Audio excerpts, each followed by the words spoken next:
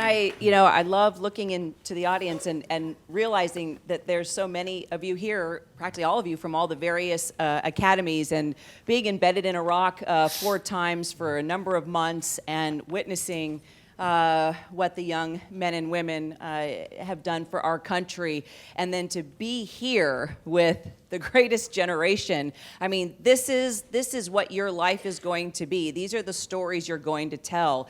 I mean, they have been the trailblazers for all of you. So it's so wonderful to have the younger generation and those that have experienced what you have yet to embark upon. So thank you so much for being here and just joining us in this conversation. And what we hope so much is that you will have questions for our panel. We're going to let them each tell a special story, a special memory, and then we have mics on each side of the room. So please be prepared to ask questions, because I think that it would be so valuable for all of you. So thank you so much for being here. You know, as I said, I was in Normandy this past June for the commemoration of the 75th, and George was there, and Ray as well.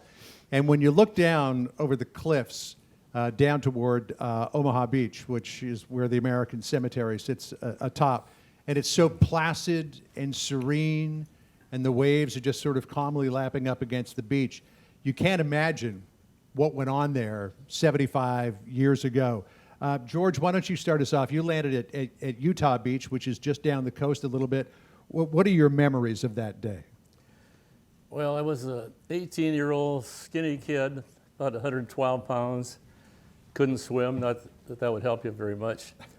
And what do I remember? I remember being on a ship anchored offshore, a ship that we came to Normandy on from England. And we had to wait on that ship. It seemed like hours, but it wasn't. But there was a lot of shelling going on from the German 88 emplacements, hitting ships out there. I saw a tanker get hit and blow up right near us. Bodies in the water, debris in the water. We had to wait our turn to go down a rope ladder. Finally, did get on a rope ladder and got into a LCI landing craft. And we started into the beach, and we turned around. I thought because we could hear the 88s screaming over us. We called them screaming Mimis. And they really screamed loud. And they were hitting ships. There were like 4,000 ships, they say, out there. And they were hitting ships, so there was a lot of bodies in the water and debris. And we started in and turned around, went back out, and came in a second time. Third time we came in, for years I figured it was because whoever was driving that LCI thought we were going to get hit because we could hear the screaming Mimis over us. Mm-hmm. And so what I found out, though, years later, is that he was looking for a place to land because the Germans had obstacles in the water, so we couldn't go all the way in. So when we got there, had to wade in the water. And so, of course, you know, you remember a lot of things and you forget a lot of things. Talking to other guys, the same experience as I had. It must have been all a blur. Yeah, it was. You couldn't believe it was happening. Of course, I was scared to death. And so our job, though, was in the 607th Graves Registration Company. I tried to get in the Air Corps, and I passed the test after they had lowered the eye requirements to 20/30 for pilots, no glasses.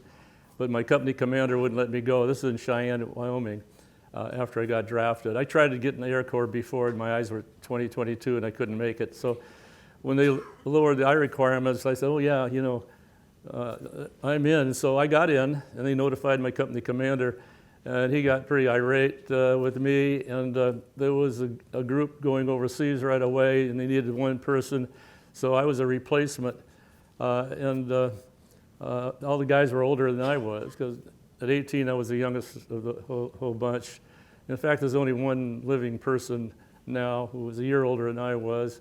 The rest of the guys are gone. But our job was to gather the dead. We worked a lot with the medics, as Ray can tell you, and they tended to the wounded and we tended to the dead. So we buried guys in mattress covers. We didn't have to do any of the digging. We did everything else except the digging. we had German prisoners like a couple of days after the invasion. And we had German prisoners the rest of the way. For 11 months every day, we initiated 17 temporary cemeteries throughout France, Belgium, and Germany.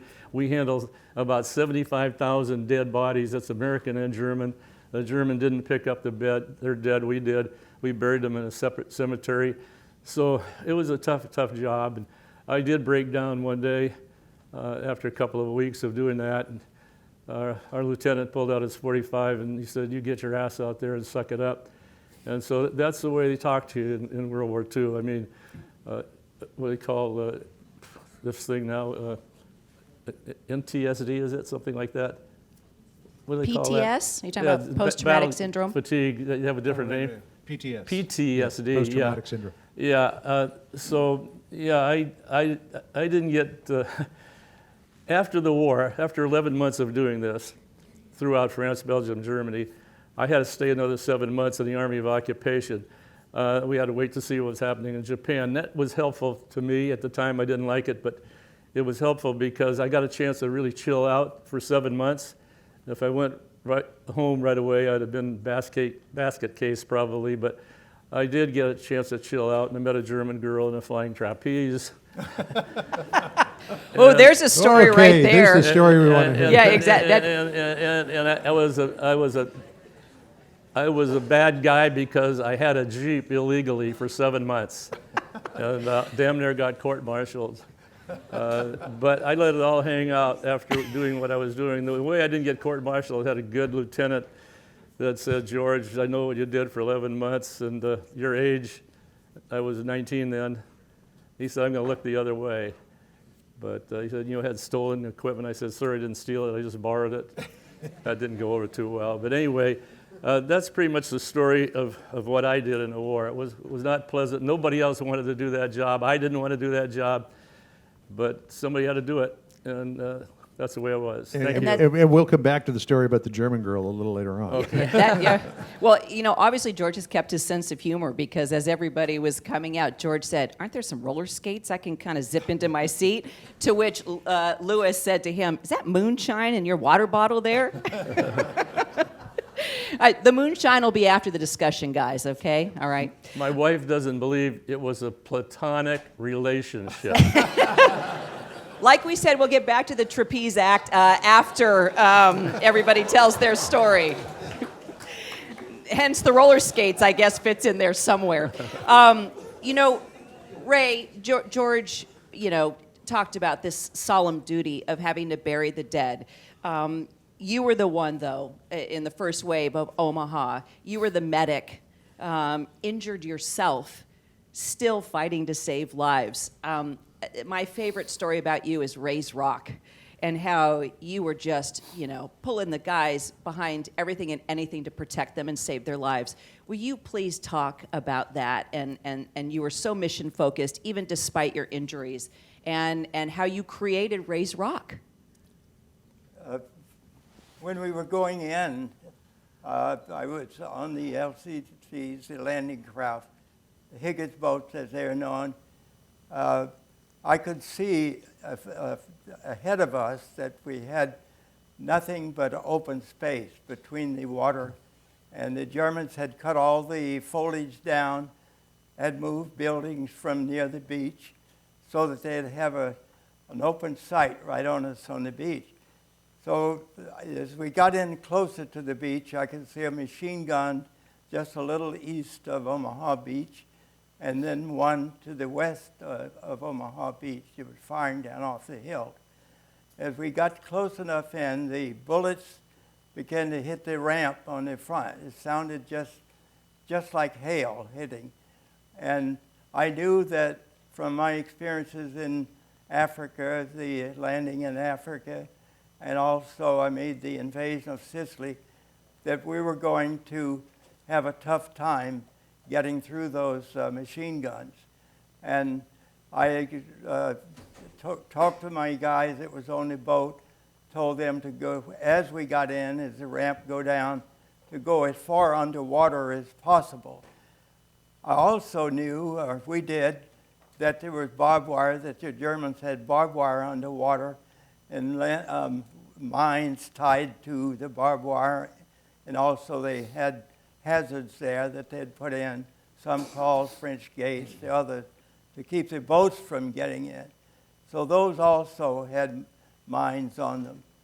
And as we got in closer, and the boat pulled in about 4 feet of water and let the ramp down. I started off the ramp. I was standing in the left corner of the Higgins boat, and I told my guys, I said, let's go, keep your mind on your job. And if keeping their mind on what they were doing and what they're trained to do takes a little away from the fear, if there's any, of seeing the machine guns there, because you're totally thinking of what you're supposed to be doing. So they were well trained. I was very proud of them, and still I'm very proud of them. And as I went off the boat, something went through my right elbow, and that I'm not sure, it wasn't a bullet, it was shrapnel, I would say, or fragmentation. But I kept working with that, and as I got in, it was bleeding some, but it was in and out of the water, so that didn't matter too much. But then I saw a guy that was hung up on the barbed wire under the water. So I went under the water and tried to get him loose from that, and I got to where I could. I was under there so long I had to come up again, and finally went back down, and his life preserver was hung up in the barbed wire, so I was able to loosen the buckle, take that off for him, and get him up. So I pulled him back out, got him. He was not wounded. I got him back, told him to find a rifle, which plenty of them were laying all over the ground, and join his company, which was E Company. And so then it was just a situation where do we save the guys that are drowning or try to get the guys that are dead out? Because the waves were pushing guys in who were dead up on the beach, and it was getting littered there, so much so that it would be very difficult to bring tanks or equipment in.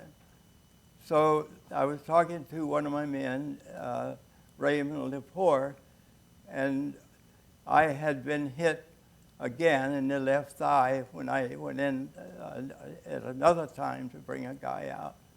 That was bothering me a bit. It was about from my knee up about 14 inches or so in there right to the bone. But I kept going. I put a tourniquet on it, and it didn't make much difference because in and out of the water, even though I released the tourniquet a little bit, you could not treat a wound like that because the sand was wet, everything was wet.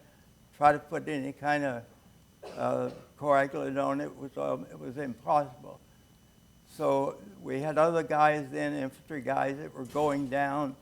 Some were wounded, some had that I remember was able to walk, but not so badly wounded that they couldn't walk. So I was looking for a place to tell my guys that we could get some of the wounded behind, because the machine gunner in front of us was picking the medics off. They had snipers up there that was killing the medics. We also had that in Sicily and Africa. So we had been told if we wanted to take off our Geneva Cross, to take them off, and our helmets also. When I went in, we did not have the Red Cross on our helmet. So after working for, it seemed forever, it was probably an hour or so, I began to get weaker and weaker, and I was looking, said it must be someplace that we can get these guys in behind or protect them a little bit from a machine gun. So I saw this big rock, as we thought it was at that time, in the water. It was the only thing in the water that was possible to get anyone behind. And I instructed Myers, Corporal Myers, and some of the other guys that we had there working to try to get the walking wounded headed in that direction, and also they take the guys that could not walk, get them in behind that rock so we could save their lives and get some treatment to them. I went back in the water again, and I continued working as I could to save as many guys from drowning, and trying to at least give them a shot of morphine if they were wounded. All our bandages, of course, had been used up, and they didn't stay on anyway because of the water in and out of the water. But at that time, we began to move some of the guys, and it was a godsend that we found that pile of concrete that we call a rock. I think it was there because the Germans had obviously been using a lot of concrete for the pillboxes, as we call them, and other defenses, and probably had too much that day and dumped it there. And I'm so glad that they did that. But then I went back in. Now the fourth wave had been in. We had been promised medical help from a regimental group that was coming in, but we didn't get that help. They landed, but they moved east, down toward the east exit of Omaha Beach, and was able to set up an aid station later on in that area. So I was back again, going under, and the one guy I saw was had his hand up, waving like this. That's all I could see was his hand. So I went back in to get him, and I went down and got him. He was all tangled up also in the barbed wire. And I got him loose, got him in under. My arm was still bleeding and still useful, so I got him under my right arm and turned to go back to get him out on the beach. And a landing craft came in into that area and dropped his ramp. And when he dropped the ramp, it hit me in the back and broke the lower part of my back. Ooh. And so I hung on to the guy, kept him in my hands, but we were both pushed to the bottom. It was in probably about 4 feet, I'll say 4 feet of water, and pushed it to the bottom. And I was, that was the only time I think that I might say I was scared. We are trained to do jobs, and you don't really get scared. You try to not think of the things that could happen to you. So I was, at that time, I was scared. And I could not, it was just pushed down into the sand there with that heavy load, weighing well over 1,000, almost 2,000 pounds, I think it said. And I prayed to God that I asked, excuse me, I asked if I could just give me the strength to save this man. And so for some reason, the ramp went up. And as the ramp went up, they pulled back out of that area, out of that slot, as we call it, and I was able to get up and crawl out. I couldn't walk, and I crawled out and took the guy that I had with me and got him out to where I could talk to Myers again, that was working with me in that area. And I told him that I was not going to be able to go any further, that I was losing so much blood that I was getting weak. And so they took the guy and got him straightened up and out. He wasn't wounded, and sent him back again to his company, G Company. And so after a period of time of continuing trying to work with my back the way it was, and at that time I was bleeding a lot in my thigh here, and that was beginning to give me some problems. I passed out, and but I had accomplished the one thing of getting my guys to get people over behind the rock, and 2 years or 3 years ago, maybe now, time flies, as you know. I got a call from Normandy that the mayor in Colleville-sur-Mer, and that they had gotten permission from the French government to use that rock as a memorial to me and my men. Wow. I was asked to come over, and we went over, and they had a great celebration there. I shed many tears that day because my men, finally, I had given the people doing the rock, Chris Kalinda and Kojo Christoph, who lives over in Bayou, names of my men. And so I said, all these men have to be on a plaque on that rock. So that was done. So when I went over to the celebration, I was able to say and look out and say that finally my men had recognition as medics for what they did, and that they had a resting place that I could now name and talk to their families and tell the families what had happened. So that's what happened. Every year now they have a celebration at Ray's Rock, and the thing that is so different in my mind now, when I go back, I can go there and visit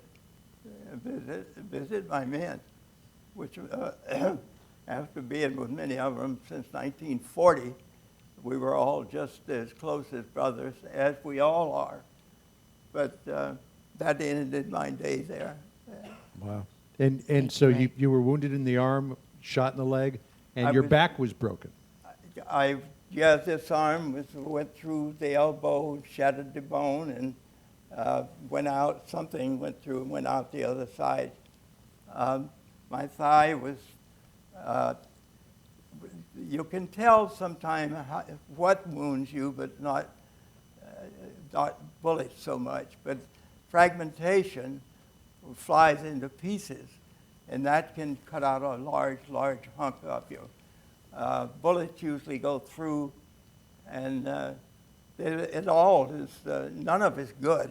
But the fragmentation, I think, is from pieces of shells that come in, mortar shells or artillery, or it's equipment blown up. The boats, many of the boats were on fire and had blown up, so pieces of that. And on Omaha Beach, if you were there, you see a lot of little stones. They're about this size and about this thick.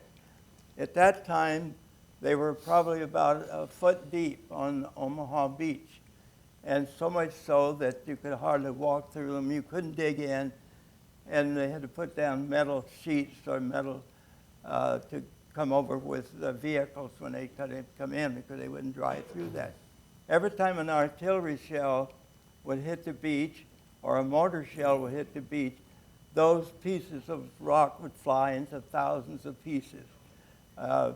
I've seen them where they would hit guys' helmets and knock holes in their helmet and kill the guy. I've seen people where they flow into small pieces and just riddle their clothes. So I don't think anyone ever thought of those things being a weapon. Wow. And I assure that many people today, even many soldiers, probably didn't think of that. But they caused a lot of death there. It was very difficult to work with. And so after my arm was of course bleeding, and I was getting weaker, as I said before, I finally passed out. Yes, so that Wow. was happening. The perseverance is extraordinary. And he was wounded in North Africa, and he was wounded in Italy as well. You would think he would have learned the first time not to avoid it, but he just kept going back. Not Italy. Not Italy, sorry, just Not North Italy. Africa. Sicily. Sicily. Yes.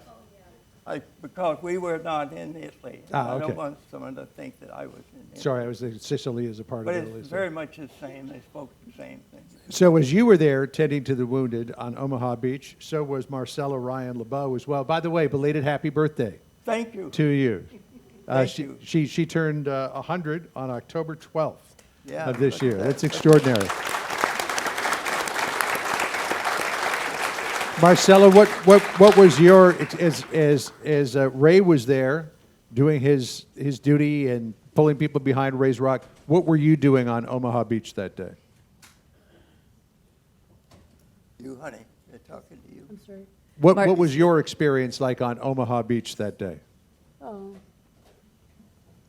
Actually, I was stationed in Leominster, England, preparing for D-Day. And we got our first convoy of patients on 2:30 in the morning on the 7th. And so we were preparing for D-Day in this Leominster, England hospital. While we were there, Glenn Miller came and put on a concert. So we were able to hear his band in the field. And the next day we heard he was missing, and I don't think they found him since then. But when it was safe in August, we crossed the channel and we landed at Utah Beach. We climbed on rope ladder into a landing barge. We stayed in a cow pasture there at Kyra for several weeks. And they took us on up into Paris, France. We were there temporarily in the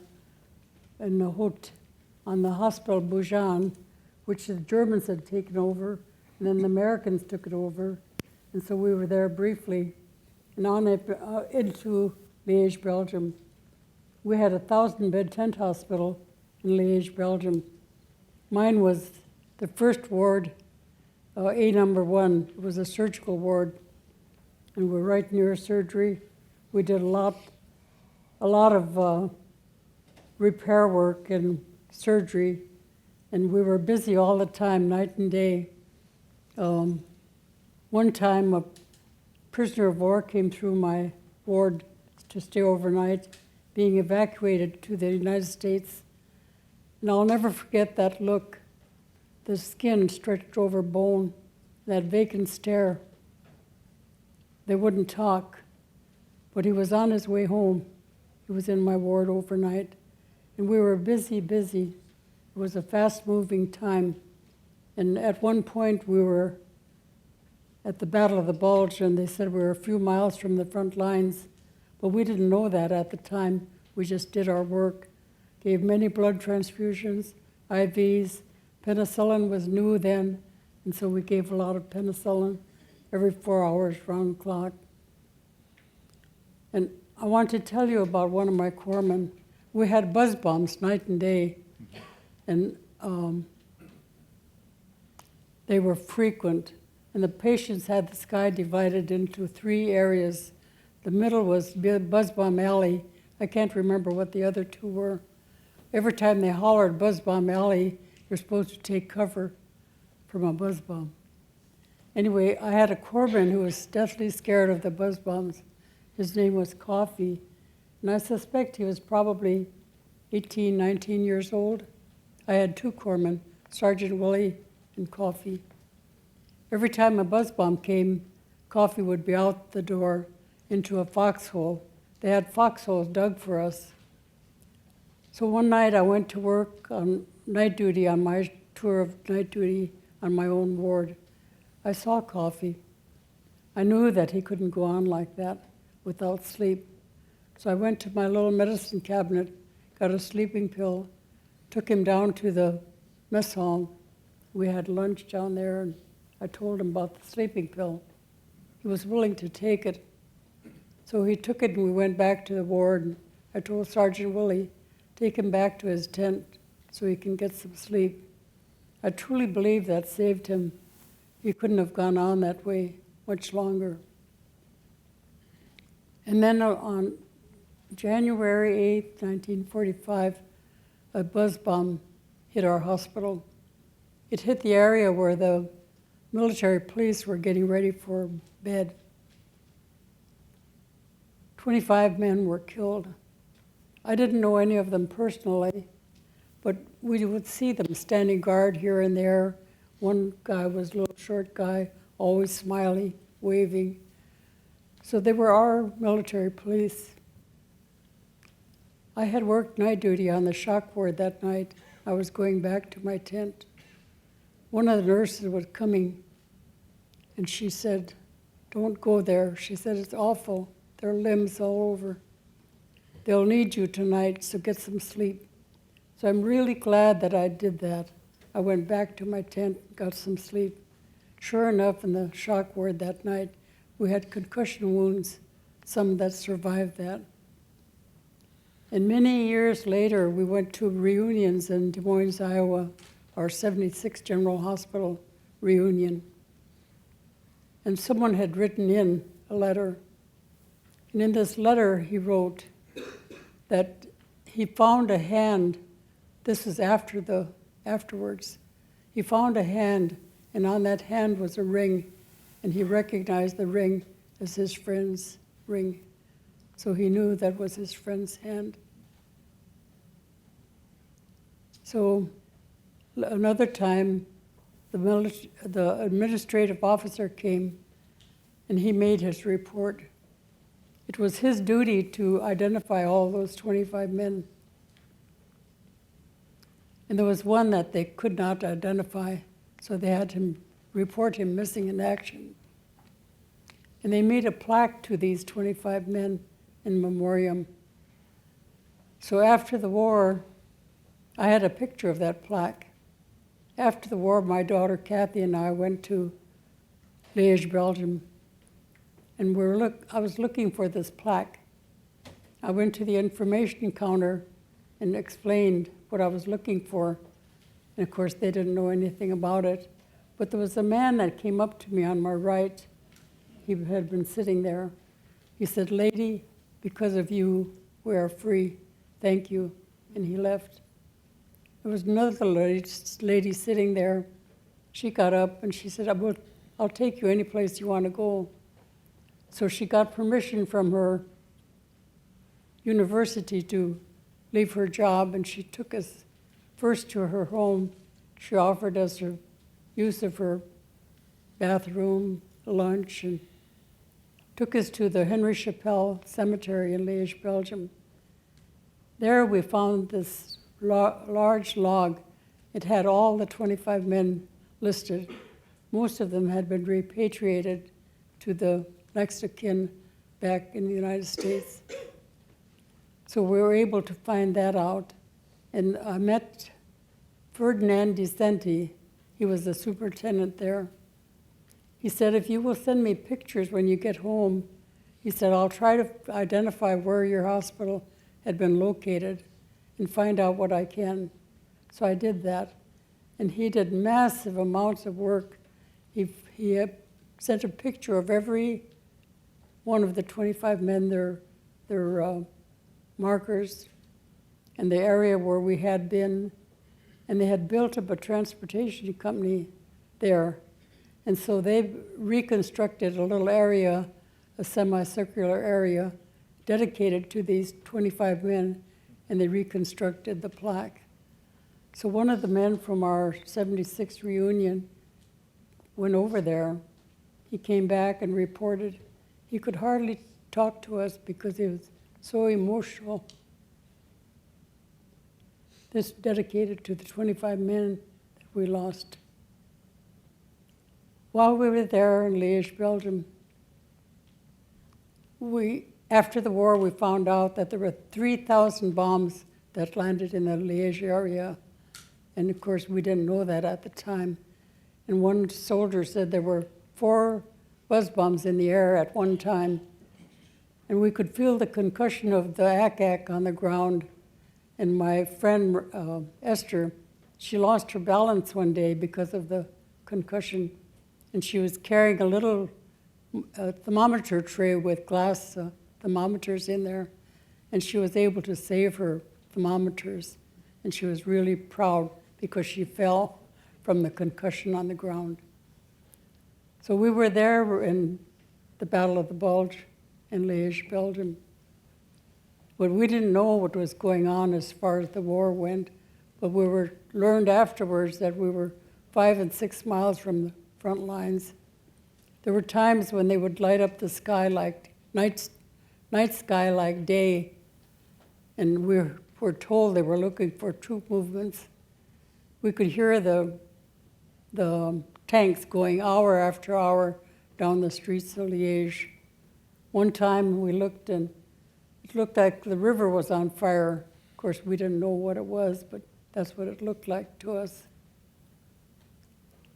So veterans are my heroes. They're my heroes. And Marcella, you are a hero to all of us on so many levels. Not only did you save lives and you tended to the wounded, but I want to point out, and I think it's very important, that you are a member of the Two Kettle Band of the Cheyenne River Sioux tribe, and you are one of the few women out there on the front lines. Please, for the women in this room, your message to them as they serve, get ready to serve, because you went up against a lot, not only the violence and the death, but who you are as a person and what you represented. You have been a role model, not only for women, but for the Native American community, and now young women looking to do and serve like you did. Your message, please, to the women specifically in the room. Well, I was there for the 60th anniversary of D-Day at Normandy and the 70th anniversary of D-Day. And I wished I had my little prayer that I wrote there, but it's in my purse in the other room. But I was asked to say a prayer at Omaha Beach if I got there when we went to receive the French Legion of Honor Medal in the 60th anniversary. And the one Don who asked me to say this prayer, he said that his father was wounded on D-Day, and that his best friend was wounded on D-Day. So he called for the medic for him, and he never saw him again until after the war, so he never knew what happened. But he asked me to say a prayer there at Omaha Beach, and so I wrote my prayer and I said it. Unfortunately, it's in my purse. Well, I know you have family in the back, so family, if you are listening, could you go into Marcella's purse or bring out her purse, and let's get the prayer. Okay, they're on it. We're going to get that prayer, okay? Thank you. Meantime, why don't we hear from Tom, who on June 5th, the night before the D-Day invasion, with the 101st Airborne, parachuted behind the lines in France, and then to commemorate that jump 75 years later, on June 5th of this past summer, he jumped out of a perfectly good airplane again. At the age of 97. At the age of 97. And when? 98. He's 98. He just corrected me. I'm sorry. He's not 97. He's 98. As Marcella looks for the prayer, Tom, why don't you recount that day in 1944 when you took off and landed behind the lines in France? I'm not going to sit here and talk. I'm going to get up. You want to get up? Get up. You get up, All right, sir. you get up. You get up. Can I use that? Yes, microphone? you want to use this one? Heck yeah. There you go. How about a round of applause? Yes. Take us through that night. Take us through that night, Can't Tom. sit. I got to get up and move. Get up and move. We don't want you falling asleep. And I've been moving ever since. I was a high school teacher for 44 years in 2 schools, and Hilltop and Chula Vista High School, East San Diego, and a few years at junior college, numbering about 23. I had 2 years of college when I went into the military. My serial number was 1916-48-59, and the first digit indicates whether you are a volunteer or a draftee. If your first number is a 3, you're a draftee. A lot of bozos around. If your first number was a 1, you were a volunteer. Mine was a 1, and I volunteered for everything except machine gun operation. In the early days, I wasn't going to carry that damn machine gun. It weighed 60 pounds. So they were testing us, for the most part, at Camp Toccoa, Georgia, for 13 weeks. We're not allowed to leave the camp. It was a former CCC camp, and activities were done in semi-secret. There was no jumping allowed. I had 2 best friends later on in activities. Number 1 was my Thompson submachine gun, which I slept with every night, and my trigger off the finger and the safety on. The second one was my parachute. How many of you made parachute jumps? Well, that's a small number, but it's becoming more and more popular. I love my parachute. I don't own one. They cost $10,000, but I still love it. I'm jumping every year, June 6th, in commemoration for those who did not, could not, or would not, were killed and were unable to return to activities. So this last year I jumped twice, once in Normandy and once in Holland in drop zone D. The Holland jump, I ended up in a turnip patch, which was okay. In Normandy, I landed on dry ground. Number 18 man in my plane ended up in the English Channel. He was a strong individual and a pugilist, and he made his way in, took his clothes off, hid in the hedgerows until the fighting started, and got back into activity as quickly as possible. His name was Marvin Van Buskirk, and he was a Canadian and came to the United States and enlisted in the Army. When the Germans came, the activity was pretty much heavy duty. They hit Lidice, Poland, and tore the town up, burned it to cinder, separated muscle from arteries, and several did escape. And if you'll wrap your mind around the activities and the thoughts that he had, and he had one question for the Allies: you came too late. Why did you come so late? We had no answer for that. We had a renaissance and a destiny, but not truly and surely defined. There were more Germans in our case instead of hand grenades, and we were more happy when we had more hand grenades than Germans. Most of the activities that you might be interested in took place just before the war in England, in Camp Marbury. There were 11 small camps there, and the 101st Airborne Division was sent to several of them, and they practiced activities that, for the most part, were kept quite secret. We went to dioramas and saw the activities that were developed in clay at about 3,000 feet altitude. So we learned what was going on and what we should do.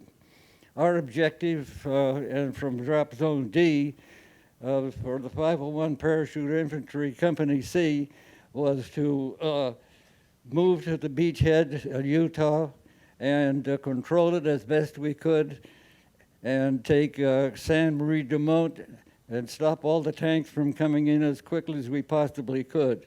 We completed those things, but taking off from memory at 8:21 English double summertime, it was chaos from start to beginning. Everything seemed to go wrong, but we corrected it as we moved about. We had 6 parapack bundles slung underneath the C-47 aircraft, one in the door. I jumped number 1 every jump I've made except the practice jumps of the first 5. And the men that, for the most part, were going to do all the jumping were 18 in number. fully loaded, everything we carried, except communication such as pens and pencils and other electronic devices. We were not allowed to have any of those in our possession, because if you were ever captured, you were in deep trouble in a hurry. We were the point of the sword for the most part in our activities in Normandy and practice. We practiced even in combat. I had 195 days of combat, 4 wounds, and 3 campaigns. The division had 4 campaigns for the most part. On the last campaign in Bastogne, they really got me and put me out for the rest of the war, which was about 2 months left. At the airport, a regimental colonel stood on a jeep covered with a camouflage parachute and gave us a knife speech. Knife, K-N-I-F-E, knife speech. This is a night jump. It is the only night jump that will take place from here on to the end of the war. As he stood on the hood of the Jeep, he reached down into his left leg, and tried to pull out his Bowie knife. He was in the habit of throwing a Bowie knife at a 4 by 8 foot piece of plywood, 3/4 of an inch thick, with tojo on one side and Hitler on the other side. The last time he threw it without success, it bounced back and hit him and cut him. But when we found that out, it was kind of a joke. But in the last case, as we faced him in Normandy, the 1st Regiment of the 501 Parachute Infantry in the 1st Battalion, his failure to pull out the Bowie knife became a laughing stock and a laughing joke for the last 75 years. He could not pull it out, so he reached for his trench knife on his belt and took that and threw it, and it stuck right where he wanted it. And then he told us that he wanted to shake hands with every one of us, and we marched on to our dinner, had steak and ice cream and peas. From there, we moved on to the airport landing area where the aircraft would be taking off. And General Eisenhower came up with some of his entourage.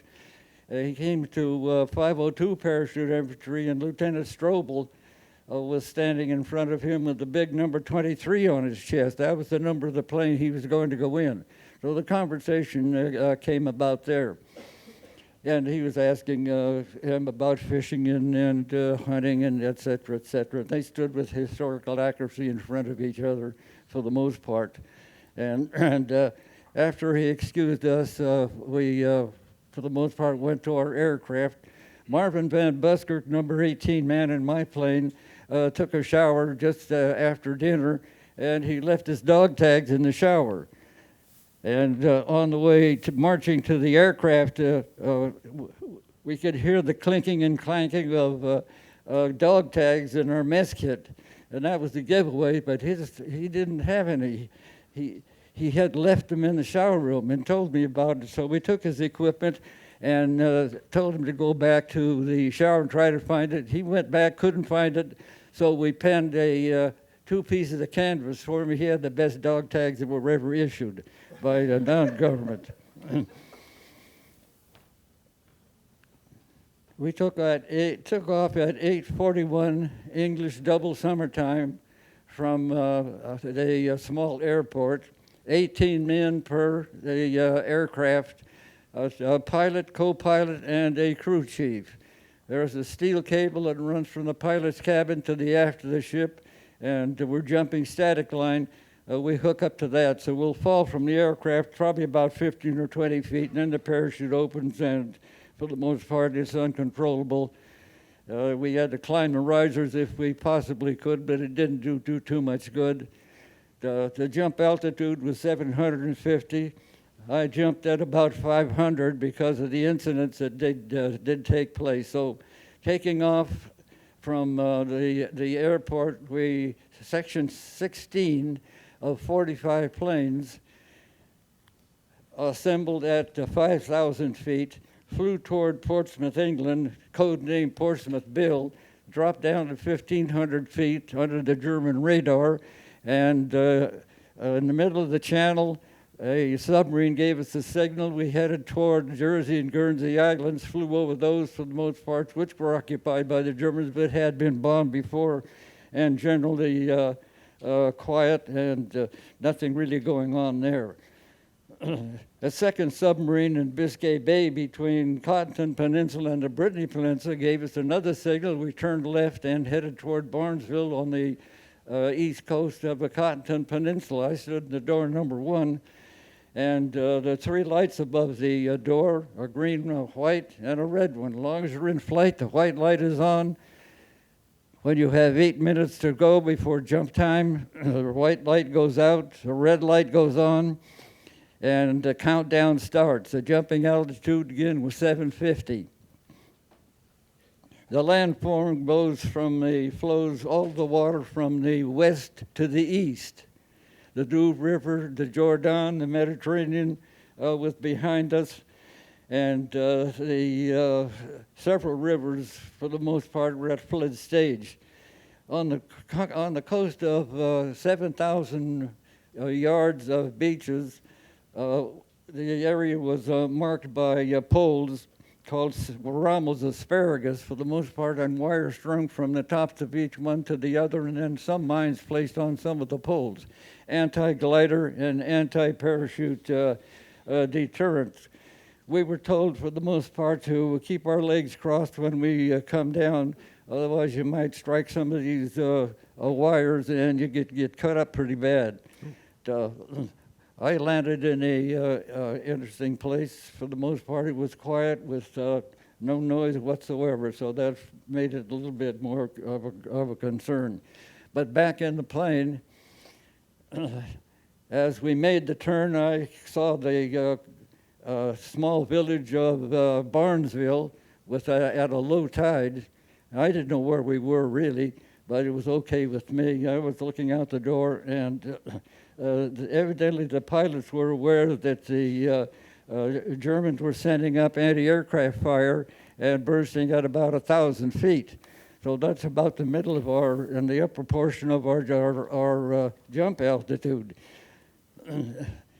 Section 16 immediately broke up, turned to the right, and planes were going in all directions. This gigantic armada was 200 miles long, 982 C-47s, and 10 miles wide. Wow. And it took 2 hours to get all the paratroopers in. The gliders came in the next morning at about 6 o'clock, and by that time we had had a few short battles, and we captured 400 Germans from the 6th German Parachute Infantry Regiment. What are we going to do with captured Germans? We're 6 to 8, 10 miles inside of the beaches. We turned them over to the glider pilots, and after 37 days of fighting in Normandy, several of us were walking down a decomposed granite road, and one of the German prisoners was smiling and mumbling something to me. I went over what he said, and he told me in broken English, "Yesterday we kill, today we laugh." I put my finger on his nose, flipped off his helmet, and threw it across the road. I said to him, "Today we kill, tomorrow we laugh." That shut him up. In the aircraft, as we approached and it turned to the right, we were supposed to jump on drop zone B, but it was underwater. Evidently, the pilots knew a little bit about it, but not for sure how much. We crossed over to drop zone D, and I jumped out at that point. We were traveling 276 miles an hour. We can't jump at that speed. We had no self-sealing gas tanks. I weighed 267 pounds. My normal weight was 137. The rest of it was all sorts of bric-a-brac of kind of warfare activities that we would need to be using on the ground. My left foot was out. My left toe was out. The commands were stand up by Lieutenant Jansen with visual signals. You couldn't hear anything in the aircraft anyway, there was so much noise. So we stood up, we hooked up, and we closed up, and Lieutenant Jansen went to the number 18 man, checked him, see that his hookup was correct. Otherwise, he went out the door, he'd have his arm torn off for sure. Stand in the door, and so I crouched low, both hands on either side of the door. Number 2 and 3 men, for the most part, had automatic releases to drop the bundles. Each weighed 300 pounds, so there's 1,800 pounds of equipment going away. When they did that prematurely, the plane went up about 50 feet. That settled me down with bent knees to the floor, and when I stepped out, the prop blast hit me. My left arm got caught in the lower left-hand corner of the door, squeezing down real tight. I swung out, came in, hit the side of the aircraft, swung out, came in, and turned just a little bit and got my arm free, and I lost my brand new Hamilton wristwatch, for which I paid $284, and I hope some good Frenchman got it. I think I jumped between 450 and 500 feet. I can't prove that, but we were low and going in fast. Wow. I made about 3 oscillations and hit the ground. My musette bag came up in front of my face. My reserve parachute was in the way, and I made a parachute landing fall over my right arm, not being injured at all. You know about the crickets? Evidently no one knows about those things. Is that the clickers? Boston Shoe Company made a crick. Everyone had one of those, and that was their signal to and show us how to assemble. Now we were spread over 50 to 60 square miles. I didn't see my company commander for 2 weeks while they gathered together as best they could and picked up one another. They did all kinds of activities to destroy many enemy communications as best they could, and which they did without any difficulties. In so doing, the safety mechanism on my chest, for the most part, was a punch and release a safety mechanism. I couldn't even get at that because of the musette bag was in the way. So I took out my switchblade knife under my double chin, zippered compact. My cricket fell out, and I never found it from that point on. I opened the switchblade knife and started cutting the risers, and by the time I got halfway through, both the second, third men were on top of me, and they had the mortar. We crossed a small canal, and for the most part there, we met with a Frenchman who gave us some blasé activities and told us where Carenton was. From that point on, we moved about as best we could for the next week and a half, and then met our company commander, and they asked me about the gentleman who escaped the crimes at Lidesay. Listen to his voice as he had one question to ask. Why did you come so late? Will you come again? We will plant our boots in the soil of France as quickly as we can. We are too old to concern ourselves with the exigencies of war, so we bring with us a fresh young group of individuals who are adept, for the most part, in the use of civil criminal activities. End of paragraph. Wow.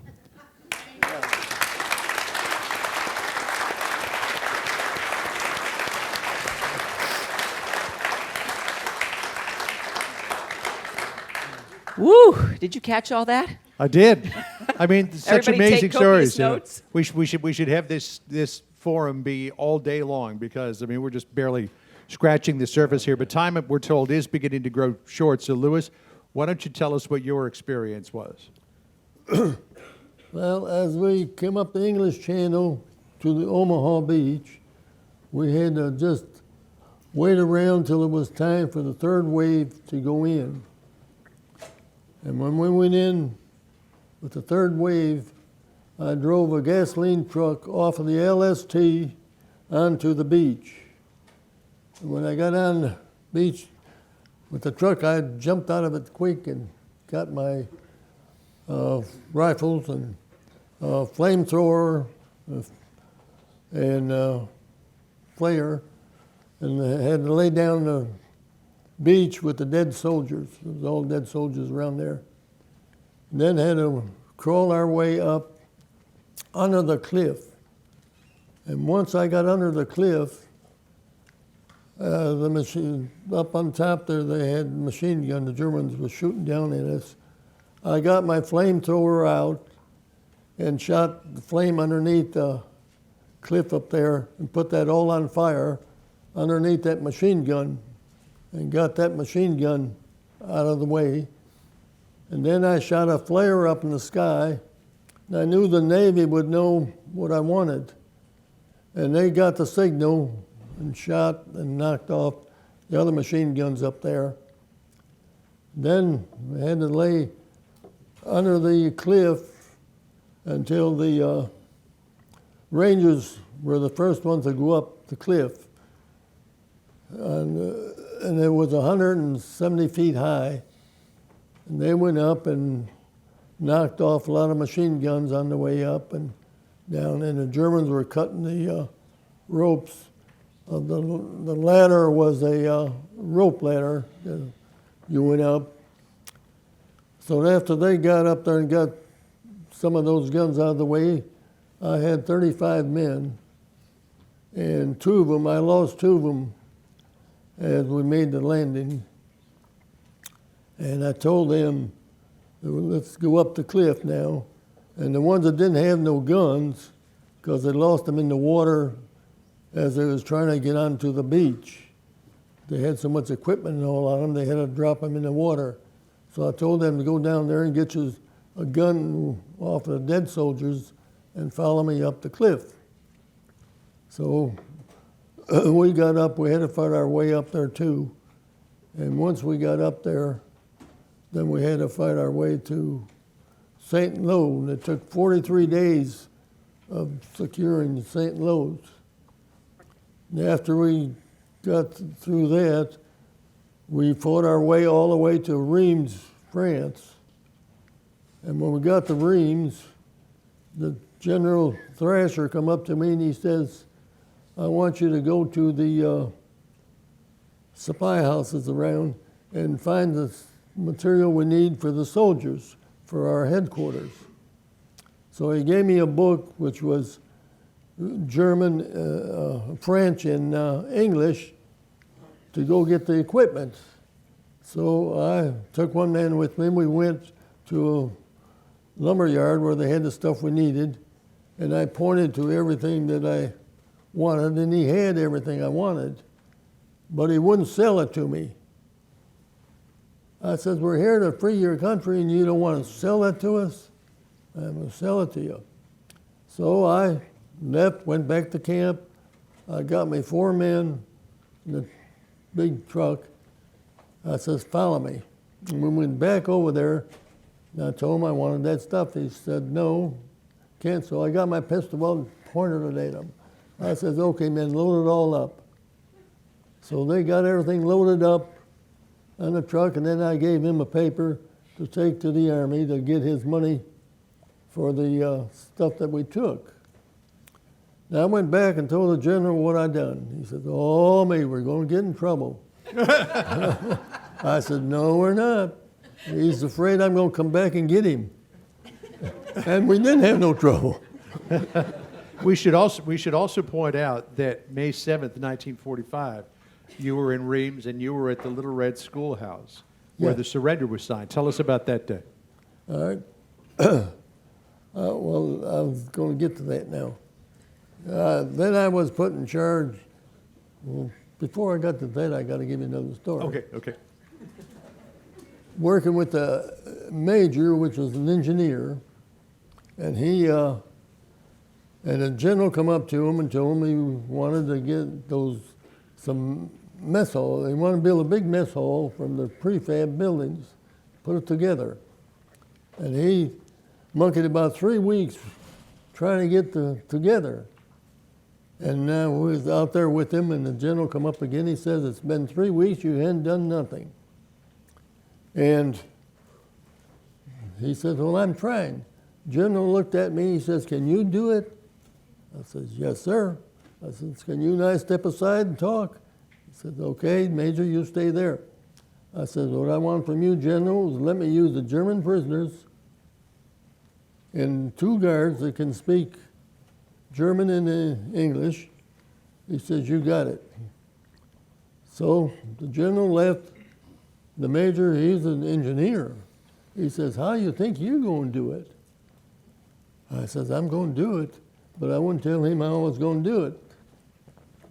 And so in about 3 weeks, I had it all put together.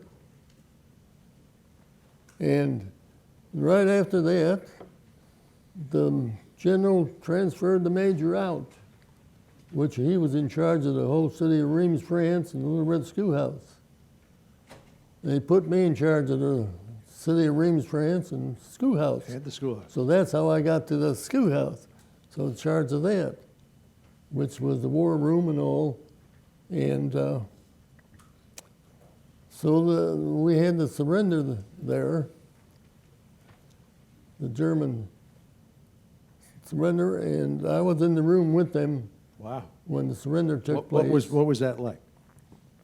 Well, it was terrible there because Germans come in with a straight face. They just good standing around, didn't say hello, nothing, until then they read off who was place where everybody was going to sit, and there was the French and the British, the Russians. All of them had to be there do the signing with them. So they finally sat down and did the signing. And then after that, the German one that did the signing, he stood up and just nodded his head, and he wouldn't say nothing else. So then I said, well, we got to go up to see Eisenhower. He was 2 doors up there in temporary office. He wanted to see them after the signing. So we took him up there, and he asked them, were they satisfied the way the thing went? They told him yes. That was it. They dismissed him. So I have now been told that we have to surrender as moderators because we have moved in to the second session, and folks need a break. But wouldn't it be fabulous, Marcella, If she would finish with if the you prayer. would finish us up here and read your prayer? Louis, thank you. This came about by my daughter.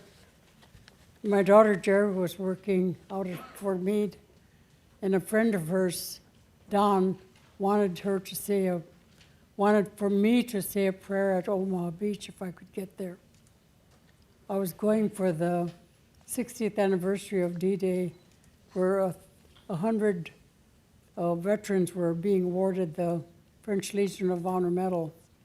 So he wanted me to say a prayer for his father and his best friend who was wounded at D-Day. He said he called for the medic for his best friend, and he never saw him again till after the war. And he found out that he had a severe head injury but recovered.